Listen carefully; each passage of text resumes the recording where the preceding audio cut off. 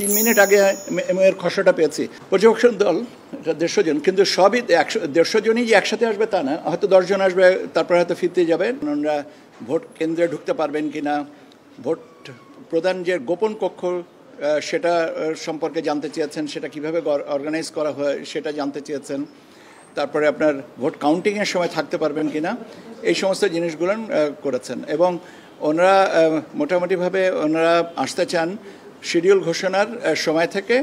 ওনারা আসবেন বিভিন্ন পর্যায়ে, সবাই যে একসাথে 150 জন আসবেন তা না, বিভিন্ন পর্যায়ে ওনাদের প্রতিনিধি দল আসবেন এবং নির্বাচনের শেষ পর্যন্ত যেটা জানতে চেয়েছিলেন সেই সূত্রে আমরা বলেছি যে নির্বাচন শেষ হওয়া বলতে বোঝায় আমরা গেজেট নোটিফিকেশন পাবলিকেশন পর্যন্ত আর তারপরে আমরা কিভাবে রেজাল্ট পাবলিশ করি আমরা, এবং এই রেজাল্টের তথ্যগুলো আমাদের ওয়েবসাইটে থাকে কিনা ইত্যাদি ইত্যাদি। এগুলো মূলত ওনারা গেছিলেন রংপুরে এবং চিটাগংয়ে।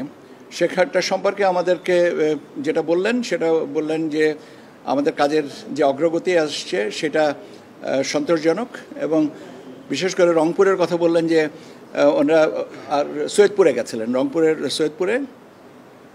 তো আমরা বললাম যে আমাদের ভোটার তালিকা এবার আপডেট করার ব্যাপারে, এবং 31শে অক্টোবর পর্যন্ত আর একটা ভোটার তালিকা আমরা প্রকাশ করব, এবং সেটার পরে সম্পর্কে জানতে চাইলেন যে 31শে অক্টোবর কেন, এটা অন্য কোনো ডেট না কেন।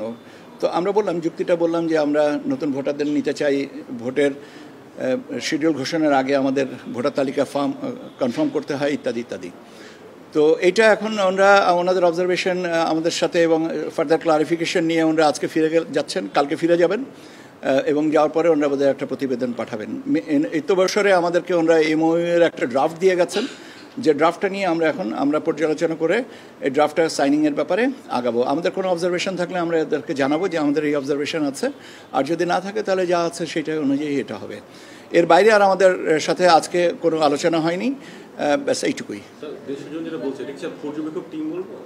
পর্যবেক্ষণ দল 150 জন, কিন্তু সবই 150 জনই যে একসাথে আসবে তা না, হয়তো 10 জন আসবে, তারপরে হয়তো ফিরতে যাবেন। এখন ওনাদের ক্যাপাসিটিতে এটাকে অর্গানাইজ করবেন, কাজে 150 জন ইন অল।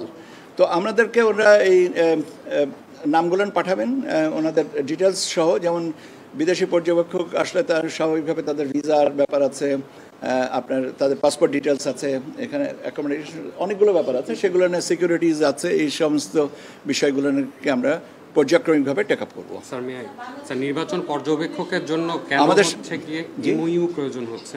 এমওইউ এটা ওনাদের ওনাদের স্ট্যান্ডার্ড অপারেটিং প্রসিডিওর আমাকে বলেছেন, যে এটা একটা ওনাদের এসওপি, সেই অনুযায়ী আমাদেরকে এমওইউ এর একটা খসড়া দিয়ে গেছে। আগে কি কখনো হয়েছে? আগে আমি এই নির্বাচন কমিশনে কাজ করিনি, অথবা আমার পূর্ব অভিজ্ঞতাটা নাই। এমওইউর যে খসড়াটা দিয়েছে কন্টেইন আসলে কি মূলত? আচ্ছা, আপনার একটা জিনিস বোঝা উচিত, 3 মিনিট আগে এর খসড়াটা পেয়েছি।